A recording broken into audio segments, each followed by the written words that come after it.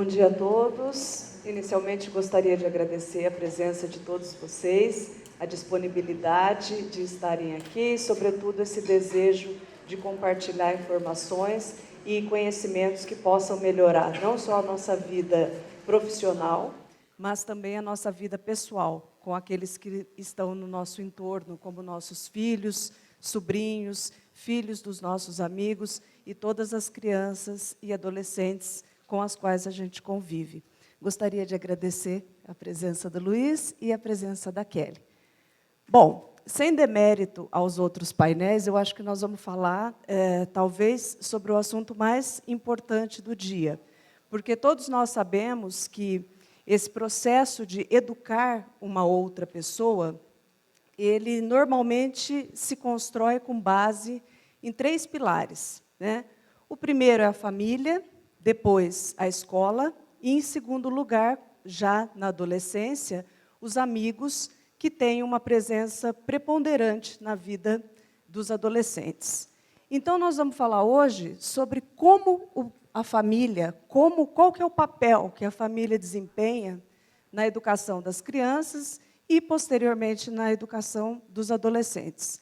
Como que a gente faz para conjugar todas essas necessidades que a gente tem hoje, nesse mundo tecnológico em que nós vivemos, o que nós podemos fazer para conciliar, para ajudar, ou mesmo até para coibir determinados comportamentos. Então, nós vamos começar com a Kelly?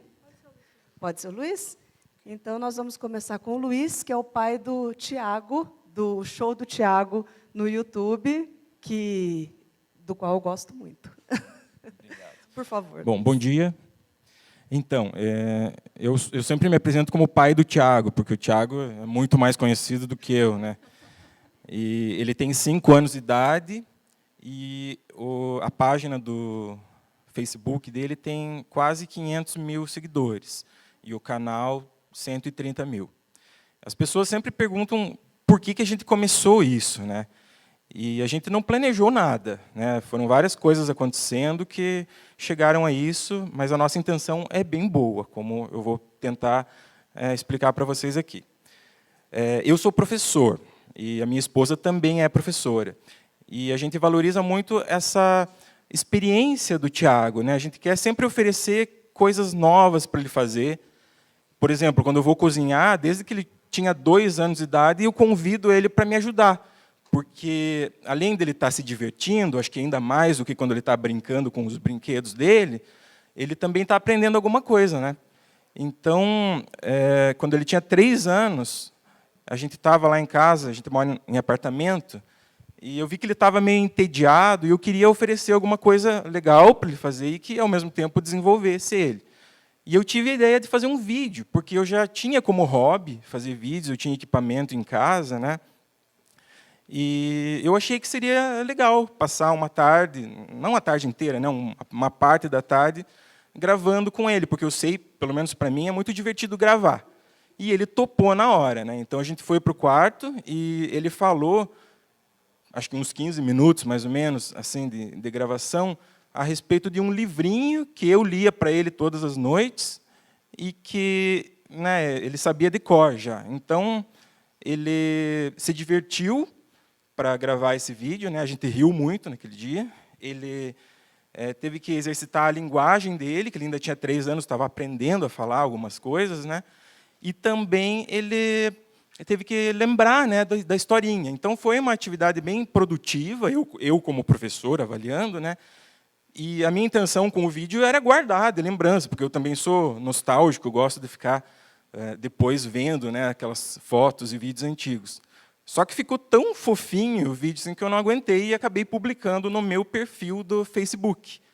E já de imediato as pessoas que viram, né, os amigos, a família, começaram a agradecer, incentivar, fazer mais, pediram para fazer mais, né? E nós continuamos, ainda sem a intenção de fazer um canal. Eu publicava no meu perfil do Facebook só para os amigos, porque eu achava que ia ser uma coisa passageira, assim, né? Que a criança, né, se empolga com alguma coisa, depois não quer saber mais. Então eu achava que ia durar aí uns 3, 4 vídeos, né? Só que não durou só isso, né? A gente continuou e a minha mulher daí também começou a participar.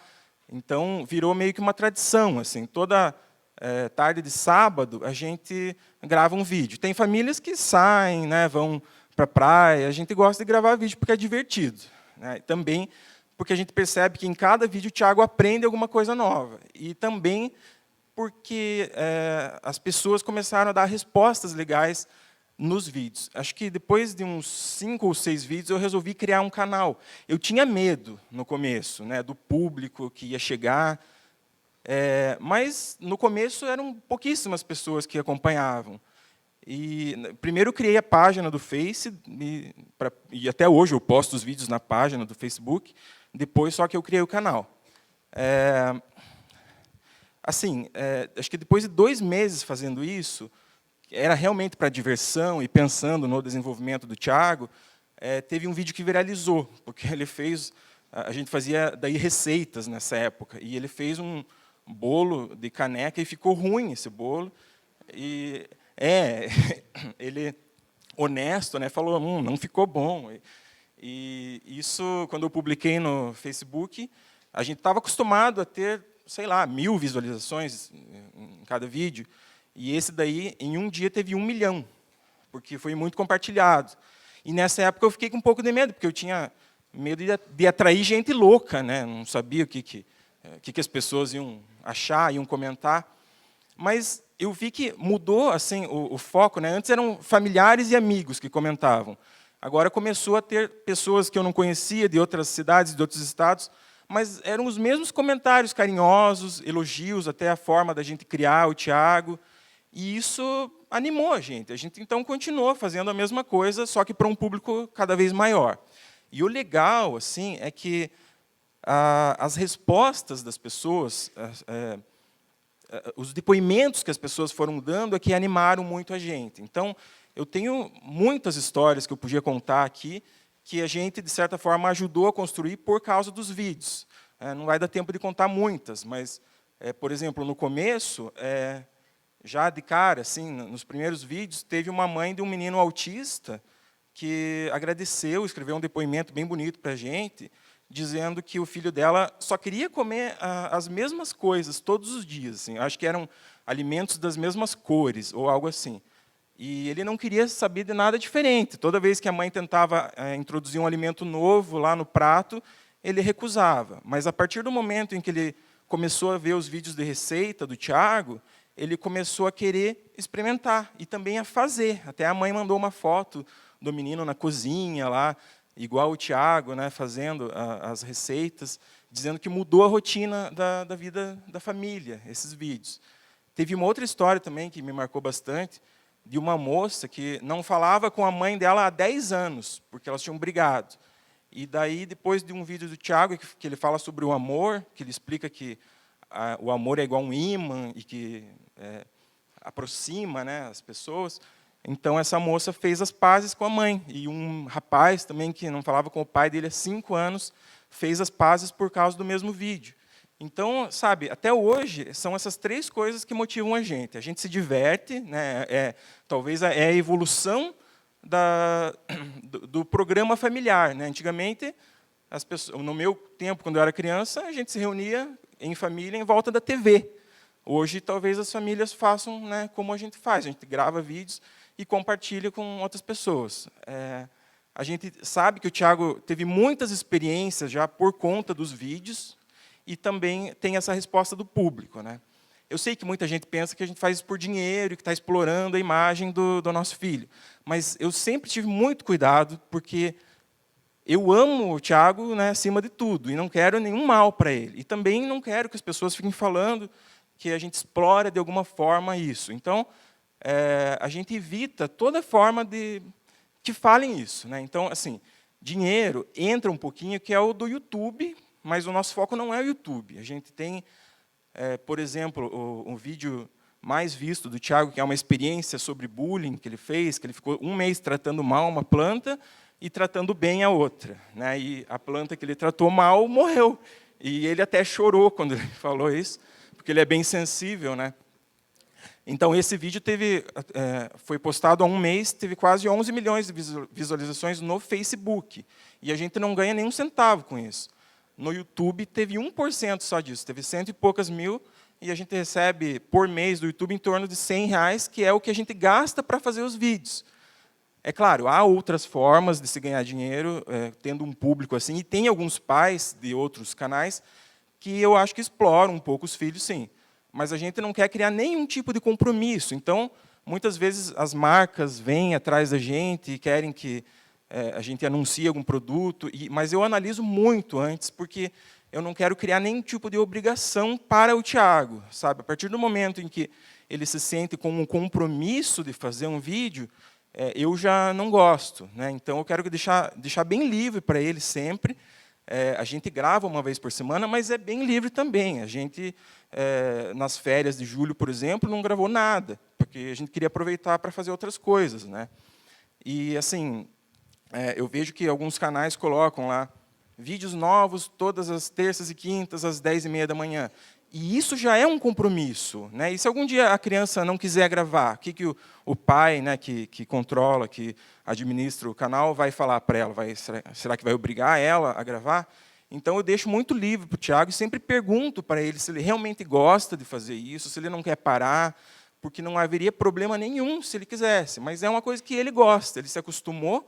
Eu até estava conversando com ele e ele tem 5, né, quase 6 anos, e eu acho que a gente não lembra muito da nossa vida. Eu, pelo menos, não lembro nada até os meus 5 anos, 4.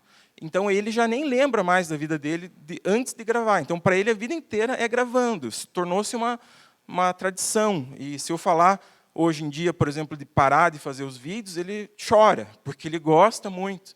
Né? Então, assim, a nossa experiência é bem positiva, mas a gente toma muitos cuidados para que isso seja positivo. Né? O primeiro cuidado que eu tenho, assim, é que a minha prioridade é a felicidade do Tiago. Então, eu só continuo fazendo porque ele está indo bem na escola, ele está bem de saúde, ele está feliz, mas qualquer problema que a gente note, assim, por fora, a gente vai tentar descobrir a causa. E se tiver alguma coisa relacionada com o canal, ou, enfim, com qualquer coisa que o canal gera para ele, a gente vai parar, ou vai mudar, ou vai fazer uma pausa, enfim. Então, esse é o ponto principal, né, que eu procuro seguir. E o outro que eu também comento é que, se você se propõe a criar uma rede social para o teu filho, você tem que ser muito presente nessa rede social. Né? Eu, por exemplo, eu leio todos os comentários. Até eu estava vendo o outro painel e acho que um pouco eu tenho aquele vício lá de que eu preciso saber das atualizações, mas é por conta disso. Eu preciso saber o que as pessoas estão comentando no canal e eu uso todos os recursos disponíveis. Né? Então, eu ajo muito mais como pai do que como empresário, porque se eu vejo algum comentário que eu não gosto, eu bloqueio a pessoa para ela nunca mais comentar. Palavras também que a gente pode bloquear, né? Palavrões, por exemplo, eu bloqueei. Então, se alguém tentar escrever alguma coisa, né, um palavrão, tanto no canal quanto no Face, não vai conseguir, porque não vai. A pessoa pensa que comentou, porque para ela aparece lá, mas eu sei que só ela que vê, mais ninguém vê. Então, tem uma série de coisas assim que a gente faz, né, cuidados que a gente toma, para que isso não aliene a infância do Tiago. Né? O Tiago, ele precisa, né, estudar, ele precisa brincar, e uma das facetas só da vida dele é essa, de youtuber, mas que toma em torno de meia hora da vida dele só por semana, que é quando a gente grava, e ele também não tem acesso aos comentários. Né? Ele gosta, ele é uma criança que gosta muito de se largar, ele fica no celular, fica no tablet, mas a gente controla muito, né, o tempo e também o que ele vê. Né? Ele gosta, por exemplo, do Manual do Mundo, que é um canal super científico. Né? Ele aprendeu muito sobre ciência porque ele gosta disso, mas é uma das poucas coisas que ele vê. Né? E eu acho que de negativo, assim, que a gente viu até hoje, até é um tema interessante, não sei se vai ser debatido hoje, mas é que, às vezes, tem haters, apesar dos cuidados que eu tomo, tem, às vezes, é muito pouco, mas eles têm uma característica bem específica. Eles aparecem só no YouTube e são crianças haters, são haters mirins, que eu chamo. Eles têm de 8 a 12 anos e, com certeza, os pais não sabem que eles estão fazendo isso, porque eles criam um perfil que não tem o nome verdadeiro deles, eles criam lá nickname, né? Como foto eles usam um personagem de videogame, e eles às vezes deixam ofensas, né? Xingamentos. É muito raro, tem acontecido cada vez menos. Mas eu fico perguntando onde é que estão os pais dessas crianças, né? Com certeza eles não sabem, às vezes nem que a criança tem um perfil, porque até onde eu sei é só a partir dos 13 anos que uma criança pode fazer um perfil para comentar, né, nas redes sociais. Então, acho que os pais precisam se educar mais, se interessar mais pelo que os filhos estão fazendo na internet. Como a gente é. Né? Eu tenho certeza que eu e a minha esposa somos pais extremamente presentes na vida do Tiago, e se der algum problema assim, com relação à vida mesmo, à felicidade do Tiago, a gente vai parar com o canal, porque a gente não tem nenhuma obrigação de continuar fazendo. A gente faz realmente pensando no bem-estar dele, da nossa família, e também de pessoas que assistem. Né? Então, resumindo, a nossa experiência é bem positiva, e eu acho que isso vai acontecer cada vez mais, porque eu vejo muitos comentários de pessoas no canal dizendo que também pretendem fazer isso com os seus filhos. Então, fica a nossa experiência aí, né? Que é possível, sim, fazer algo legal, que seja bom tanto para a família, quanto para a criança, quanto para o público que assiste essa criança. É isso aí. Obrigado. Obrigada, Luiz. Eu queria só complementar a fala do Luiz com duas observações.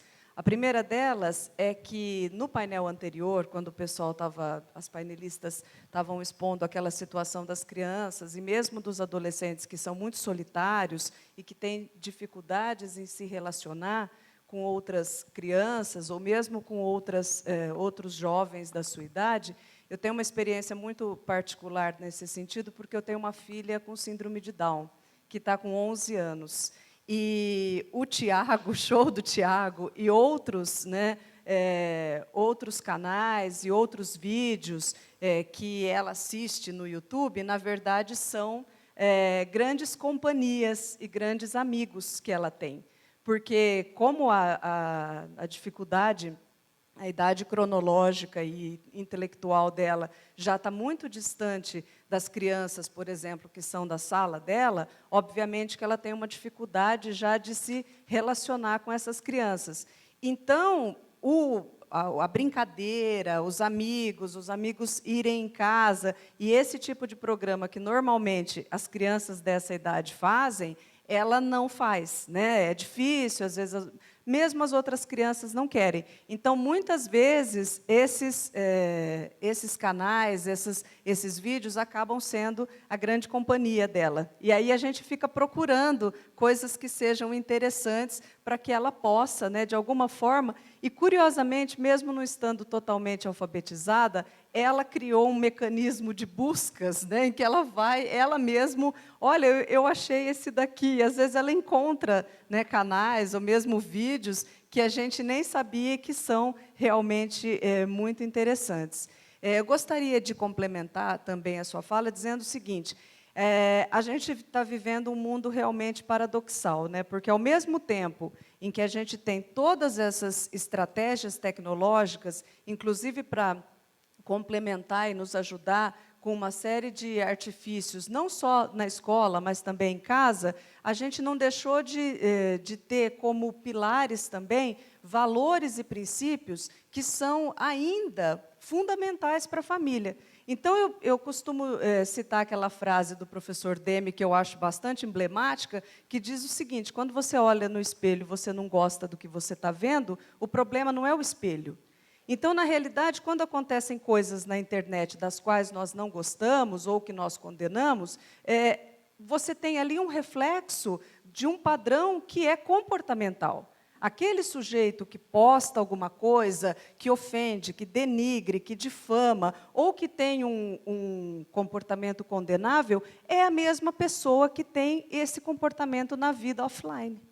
Então, a questão dos valores e o que a gente faz com as tecnologias está intimamente ligada aos valores que a gente cultiva na nossa família como princípios, né, morais, princípios ligados à boa conduta e à questão da sociabilidade. Então, olha que paradoxo, né? Nós vivemos num mundo realmente muito interessante de tentar, como pais e educadores, articular essas duas premissas, né, que é a questão dos princípios e dos valores e da tecnologia para formar cidadãos interessantes, boas pessoas e que possam realmente contribuir para um mundo interessante, sustentável e melhor, né? Kelly, por favor. Vamos lá. Eu fico muito feliz em participar desse painel. Luiz Fernando, sua fala é emocionante, porque a presença dos pais realmente é fundamental, e, com certeza, esse canal não seria o que é hoje se vocês não estivessem presentes. E eu assisto mesmo. Esse vídeo do bullying que o Luiz Fernando falou é sensacional, vale a pena assistir. É uma experiência sobre bullying, né, com 2 plantinhas, então vale muito a pena mesmo. E o tema que cabe aqui hoje é falar da responsabilidade das famílias no acompanhamento dos filhos, né, na educação digital. Eu vou ficar em pé, porque realmente eu não gosto de falar sentada, tá? Mas, assim, antes de começar a falar sobre a questão da responsabilidade, perigos e riscos, eu gosto de falar o seguinte: sou super otimista em relação ao uso da internet. É uma ferramenta que veio para ficar. Nós, que não nascemos quando a internet já existiu, sabemos que tudo que a gente fazia antigamente, continuamos fazendo, mas de forma diferente. E a internet é uma fonte de conhecimento e um mecanismo de oportunidades. A gente encontra amigos de 10, 15, 20 anos atrás.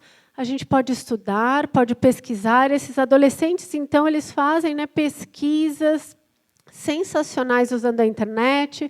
A gente pode ver quem está longe, pessoas morando fora do país.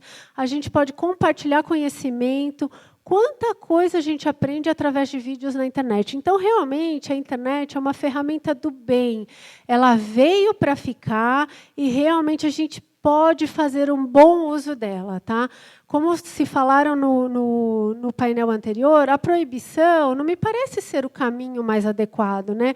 Eu acho que proibir hoje o uso da internet, especialmente para adolescentes, é fechar portas para um mundo sensacional que está aí. A gente só precisa ter a medida adequada para usá-la para o bem. E aí vem o seguinte: estou falando que a internet é um mecanismo de oportunidade, é uma ferramenta de conhecimento, mas quando surgem os problemas? E aqui, sem ter combinado, vai muito com o que foi falado no primeiro painel. Tá? Quando surgem os problemas relacionados ao uso da internet, especialmente por crianças e adolescentes? Quando uma criança ou adolescente deixa de se movimentar. Eu não sou da área médica, mas, obviamente, quem é da área médica pode falar muito melhor, com mais propriedade do que eu. Uma criança de 0 a 3 anos que fica vidrada numa tela e deixa de se movimentar, ela está prejudicando o desenvolvimento do corpo dela. Um adolescente que passa horas nessas maratonas de jogos ou vídeos, está deixando de se movimentar, isso vai ser prejudicial para a vida, óbvio. Deixar de ter vínculos afetivos. Quando a gente acha que os nossos amigos online, ou que aquelas interações que a gente tem online, é muito melhor e são as únicas que a gente tem, a gente deixa de ter vínculos afetivos, sejam pais com os filhos, sejam entre amigos, isso passa a ser, sim, um problema. Quando a gente deixa de interagir com pessoas, lugares e coisas, também. Sabe por quê? Porque se eu acho que o meu amigo lá do meu jogo, daquela interação online, ele é meu único amigo e eu não preciso conversar com ninguém fora da tela, eu passo a ter um problema. Se eu não quero sair mais com os meus pais para o encontro familiar porque eu quero continuar jogando, isso sim passa a ser um problema. A exposição excessiva. A exposição excessiva é um problema quando eu exponho exageradamente a mim e a minha família, e, mais do que isso, quando essa exposição passa a ser o meu termômetro para a felicidade. Ou seja, eu posto uma foto minha e eu, dependendo dos meus likes, ou dependendo de quantas pessoas comentam positivamente isso, eu estou feliz ou estou triste. Isso, sim, é um problema entre adolescentes. Acesso a conteúdos inadequados. Por que isso é um problema? Porque crianças e adolescentes, eles têm que estar expostos a conteúdos que sejam adequados para aquela faixa etária. E, muitas vezes, na internet, quer a gente goste, quer não, tem conteúdos inadequados para qualquer um, não é só para determinada faixa etária.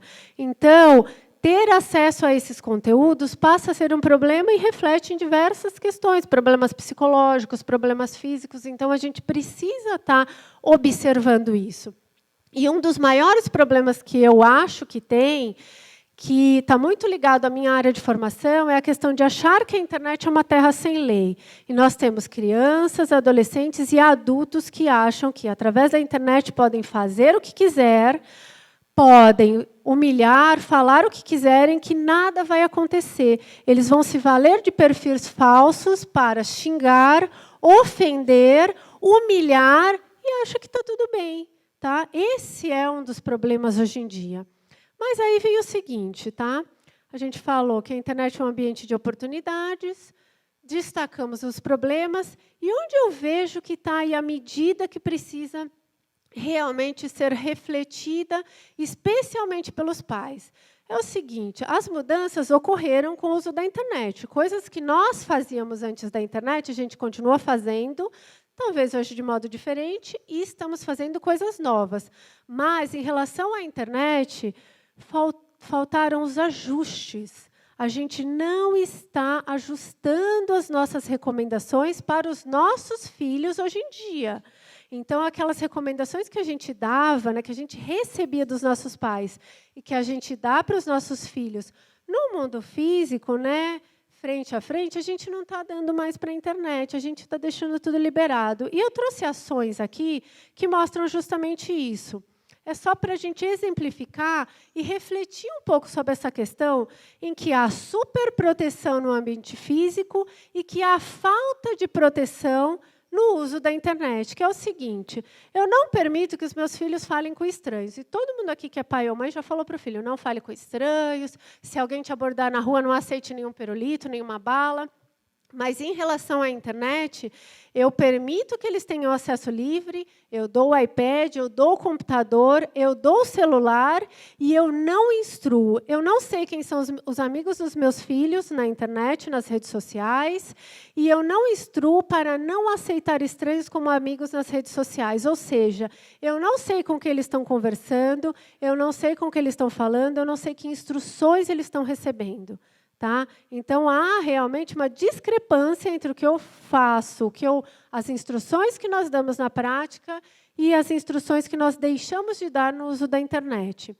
Em casa, só tem comida saudável e proibimos o uso de álcool e drogas. Tá? Mas eu não sei o que os meus filhos pesquisam na internet. Eu não sei o que os meus filhos têm acesso à internet. E aí eu vou abrir um parênteses aqui, só para destacar uma pesquisa do CETIC, que é o departamento do NIC-BR, que o Alexandre Barbosa, que é gerente, estava aqui com a gente. Aqui é uma pesquisa que crianças e adolescentes de 9 a 17 anos responderam sobre o uso da internet. Então, o que eles fazem na internet? Eles pesquisam, fazem pesquisas escolares, pesquisas de várias questões, eles realizam compras online, jogam, baixam músicas, assistem vídeos, fazem inúmeras coisas. Mas, sabe, um outro dado que é chocante é esse aqui, que é o seguinte, essa pesquisa de 2016 recebeu as seguintes respostas de crianças e adolescentes de 11 a 17 anos. Quais conteúdos vocês tiveram contato na internet nos últimos 12 meses? Formas de ficar mais magro, formas de machucar a si mesmo, experiências ou uso de drogas e formas de cometer suicídio. Será que os pais estão atentos a isso? Será que os pais sabem que os filhos, que 27% das meninas que responderam essa pesquisa já tiveram acesso a conteúdos que estão relacionados a formas de ficar mais magros, de 11 a 17 anos? A gente precisa estar atento, tá? Então, foi só um parênteses, vou voltar lá. Não deixe minha filha sair de biquíni na rua, eu controlo a roupa que eles usam e tudo mais. Mas eu não sei quais são as fotos que os meus filhos postam nas redes sociais. Eu não sei se eles estão mandando fotos íntimas, eu não sei que tipo de foto está circulando entre eles. E, mais que isso, muitos adolescentes reclamam que os pais expõem os filhos exageradamente. Tá? Nas palestras que eu dou em escolas para adolescentes, os filhos vêm reclamar. Meu pai me expõe exageradamente. Eu não gosto dessa foto que ele postou no último domingo, e ele postou e recebeu muitos comentários. Então, os pais têm que observar isso também. Não deixe meu filho assistir a filmes violentos ou pornô na TV. Se eu chegar em casa e tiver alguma coisa assim, eu vou dar um chilique, né? Desliga essa televisão agora, está de castigo. Mas eu não sei o que os meus filhos ouvem dos youtubers favoritos. Tá? Eu não sei se os meus filhos estão sendo instigados a realizar desafios e que tipos de desafios têm. E aqui eu quero abrir um parênteses, que assim como o depoimento do Luiz Fernando deixou aqui caracterizado, que era bem o que a gente esperava, há muitos youtubers do bem, há muita coisa boa na internet. Não adianta a gente ir lá e, né, taxar youtubers como coisas do mal, mas a gente tem que saber que há muitos youtubers que têm vídeos divertidos, têm vídeos educativos, mas há coisas ruins também que nossos filhos não precisam ver isso. Tá? E aqui vem o seguinte, eu exijo que os meus filhos prestem atenção quando eu falo, que eles estudem, que eles tirem notas boas. Mas os adultos, com as telas em mãos, não interagem com os filhos. E essa é uma das maiores reclamações que eu vejo nas palestras que eu tenho contato com adolescentes. Teve um adolescente que me disse o seguinte, quando eu falo com a minha mãe, eu tenho que repetir 3 vezes, porque só na 3ª vez ela me ouve, porque o restante ela está no celular. Então, qual é o exemplo que a gente está sendo dentro de casa? Será que a gente está efetivamente interagindo com os nossos filhos? Será que a gente está dando atenção efetiva e afetiva? Qual é a forma, qual o exemplo que a gente está dando ali naquele ambiente? A gente precisa prestar atenção nisso, porque muitas vezes a gente cobra. Ah, o meu filho só quer ficar na internet, ele quer ficar o tempo inteiro. Mas qual é o uso que eu, como mãe, como meu marido, como pai, está fazendo nesse ambiente familiar?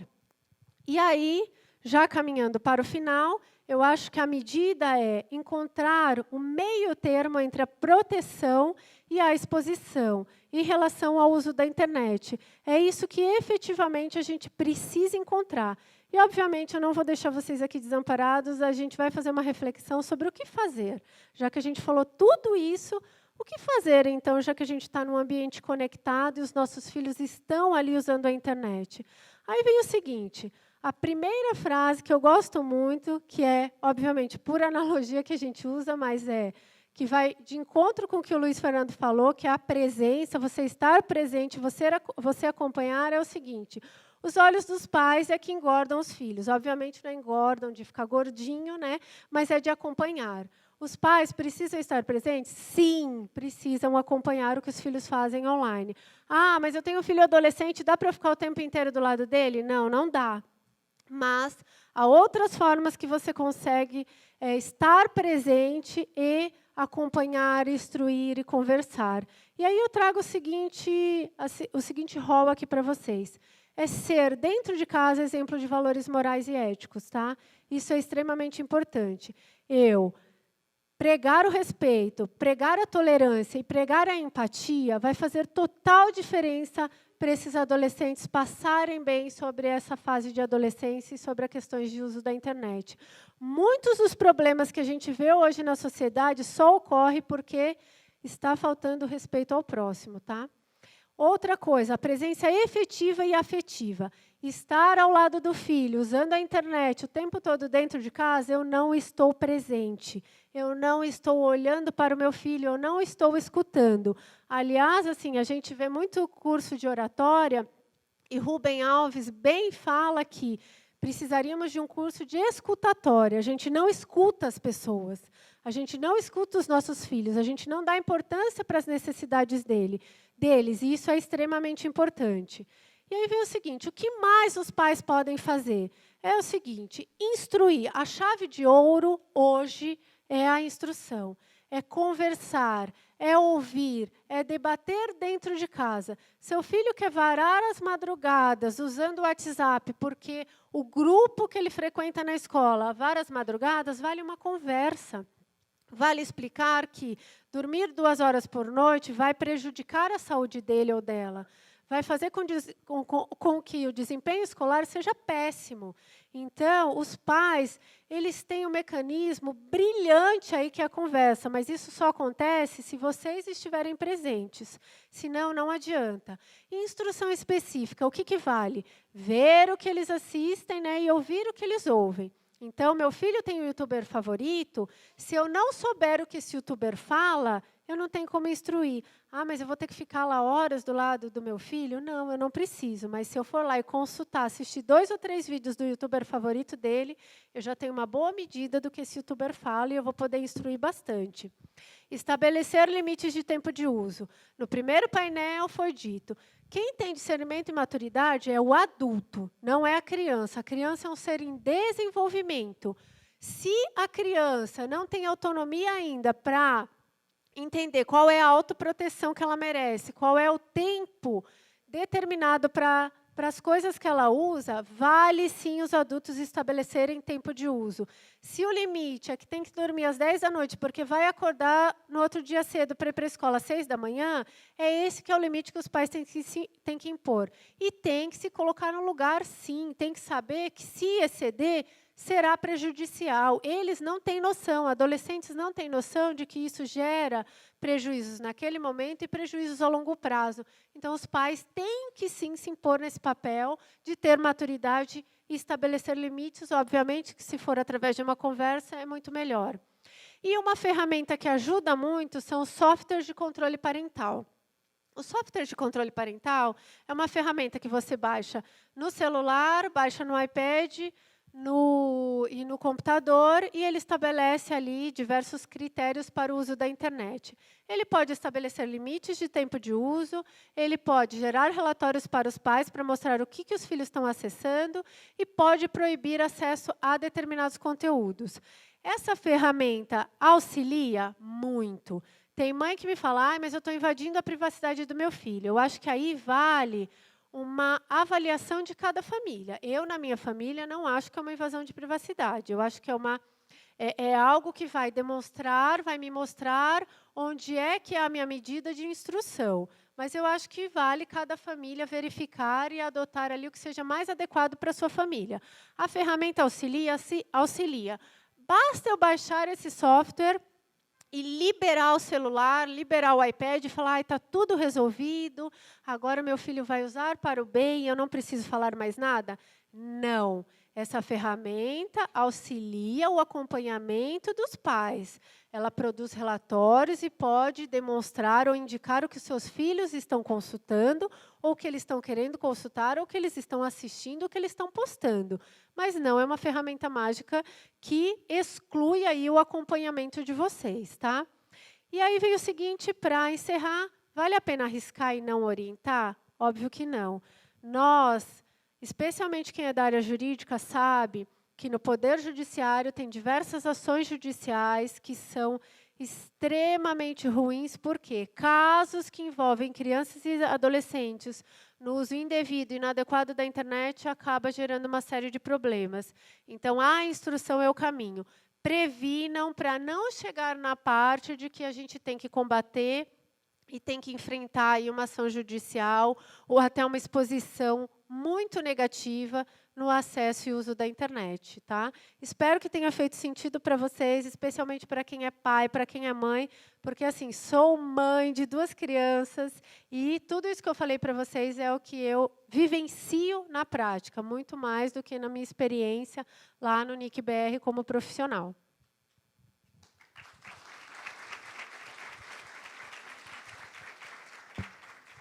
Obrigada, Kelly. Tem uma frase na obra do João Cabral de Melo Neto que diz o seguinte, que sapo não pula por boniteza, mas por precisão. Então, quem não quiser ter trabalho, que não tenha filhos, né? Educar, porque fica parecendo que a internet é uma muleta, né? Eu dou lá um dispositivo para o meu filho, para ele não me amolar, como a gente diz lá no interior. É porque eu chego em casa cansado, eu queria ver minha série na Netflix, ou queria fazer, sei lá, qualquer outra coisa. Então, mas não dá, né? Então, faz isso a hora que seu filho dormir, né? Porque é muito importante a convivência, né? As crianças gostam de conversar, gostam de contar o que elas fizeram, quem que elas conheceram, o que elas aprenderam. E não só as crianças, todos nós aprendemos muito mais com exemplos do que com palavras, né? Como é que eu quero que meu filho seja uma pessoa assim ou assado se eu não ensino nada? Se ele não me vê fazendo as coisas, se ele não me vê conversando, se ele não sente que eu tenho interesse por ele? Não tem milagre, né, gente? A gente tem que trabalhar por isso. Né? Isso é um trabalho, é um processo, é todo dia, e não é porque a minha filha mais velha tem 17 anos, e eu continuo tendo preocupações com ela. Outras preocupações, mas também preocupações que são relevantes para aquela idade. Então, a nossa presença, a instrução, os exemplos que a gente dá, a gente volta naquela primeira premissa, né? na premissa inicial. A sociedade mudou, está melhor. Lógico que eu prefiro ter hoje mobile phone do que orelhão a ficha, que era a cada 3 minutos. Lógico que... porque naquele tempo... Gente, hoje a vida está muito mais fácil. Né? Quem se graduou no tempo que tinha que sentar no chão e procurar livro na biblioteca pela fichinha, sabe do que eu estou falando. Você queria fazer uma receita, se você não tivesse uma boa alma que te desse a receita, você nunca ia fazer. Então, nós vivemos num mundo muito melhor, mas existem coisas ruins como sempre existiram. Quando eu fiz a minha primeira graduação, todo mundo do outro curso fumava maconha. E por que eu não fumei maconha nas festas? Porque os valores da minha família, o uso de drogas, não era uma coisa que eu tinha aprendido que eu achava que valesse a pena. Né? Então, hoje é da mesma forma, não vai deixar de existir coisas ruins. O que a gente precisa ensinar para os nossos filhos são os critérios de discernimento. Quando ele for à internet ver uma coisa ruim e eu não estiver presente, ele precisa saber que aquilo não é bom para ele. Só que isso é um comportamento aprendido. A gente precisa ensinar, né, dar exemplos, fazer analogias, como a Kelly falou. Você entrega uma foto sua, pelado, para alguém que está passando na rua? Todo mundo vai responder que não. Então, por que você posta na internet uma coisa que você não gostaria que alguém que você não conhece visse? Então, às vezes, os pais falam, mas eu não entendo a tecnologia, eu não sou desse tempo, mas você entende essas questões. Procure se informar, faça analogias, dê exemplos, né? Use formas que você consiga perceber os riscos e que seu filho também. Né? Vamos às perguntas, Diego? Não vai dar tempo. Então, vamos fazer o seguinte, as perguntas que houver, nós encaminhamos por e-mail, tanto para o Luiz quanto para a Kelly. Nós queríamos agradecer muitíssimo e dizer que esperamos que haja outros youtubers tão bacanas quanto o Tiago. Obrigado.